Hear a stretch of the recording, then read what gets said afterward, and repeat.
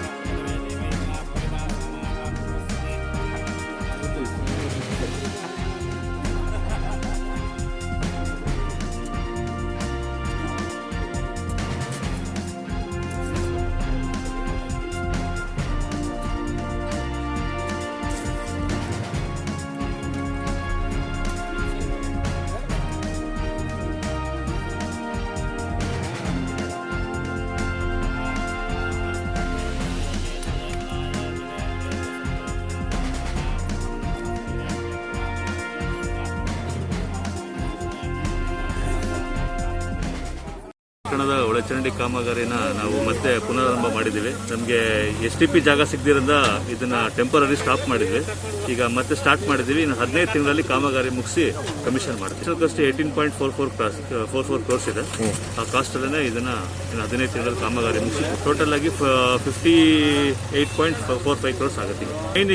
Main ಇರೋದು ಈ ವರ್ಕಲ್ಲಿ sewage treatment plant 4.5 MLD sewage treatment plant ಮತ್ತೆ ನ್ಯಾಷನಲ್ ಹೈವೇಲಿ ಸೀವರ್ ನೆಟ್ವರ್ಕ್ ಮತ್ತೆ ಪಂಪಿಂಗ್ ಮೆಸ್ಟರಿ ಇದು ಮೇನ್ ವರ್ಕ್ಸ್ಗಳಿದೆ. ಈಗ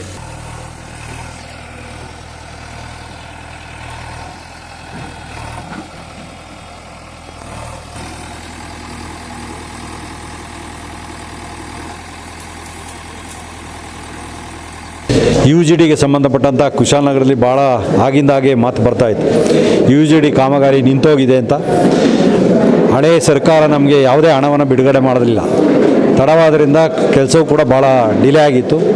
ಇವತ್ತು ನಮ್ಮ ಸರ್ಕಾರ ಬಂದ ಮೇಲೆ ಸುಮಾರು 18,44,00,000 ರೂಪಾಯಿನ ಬಿಡುಗಡೆ ಮಾಡಿ UGD ಪ್ಲ್ಯಾಂಟನ್ನು ಗುದ್ದಲಿ ಪೂಜೆ ಮಾಡುವಂಥ ಕೆಲಸವನ್ನು ಕೂಡ ಮಾಡಿದ್ದೇವೆ. ಇದರಿಂದ ಕುಶಾಲನಗರದಲ್ಲಿ ಸುಮಾರು ಒಂದು 25,000 to 30,000 ಜನರಿಗೆ UGDನ ವ್ಯವಸ್ಥೆ ಕೂಡ ಆಗ್ತದೆ. ಕಾವೇರಿ ನದಿಯ ನೀರು ಮಲಿನ ಆಗೋದು ಕೂಡ ತಡೆಗಟ್ಟುತ್ತದೆ. ನಾವು ಈಗಾಗಲೇ ಕಾವೇರಿ ಆಂದೋಲನವನ್ನು ಪ್ರಾರಂಭ ಮಾಡಿದ್ದೇವೆ. ಯಾರೂ ಕೂಡ ಕಸ ಕಡ್ಡಿಗಳನ್ನು ಮತ್ತು ಪ್ಲಾಸ್ಟಿಕ್ಕನ್ನು ಒಳಗೆ ಹಾಕಬಾರ್ದು, ಶುಚಿತ್ವವನ್ನು ಕಾಪಾಡಿಕೊಳ್ಬೇಕು ಅಂತ ದೃಷ್ಟಿಯಿಂದ ಪ್ರಾರಂಭ ಆಗಿದೆ. 15 ಮಂತ್ಸಲ್ಲಿ ಕಂಪ್ಲೀಟ್ ಮಾಡಬೇಕಾಗಿದೆ. 15 ತಿಂಗಳೊಳಗಾಗಿ ಆ ಕಾಂಟ್ರಾಕ್ಟರ್ ಅದನ್ನು ಕಂಪ್ಲೀಟ್ ಮಾಡಿ ಅದನ್ನು ನಮ್ಮ ಸರ್ಕಾರಕ್ಕೆ ಬಿಟ್ಟುಕೊಡುವಂಥ ಕೆಲಸವನ್ನು ಮಾಡಬೇಕಾಗ್ತದೆ. ಆ ರೀತಿಯಲ್ಲಿ ಕ್ರಮವನ್ನು ಕೂಡ ಕೈಗೊಂಡಿದ್ದೇವೆ.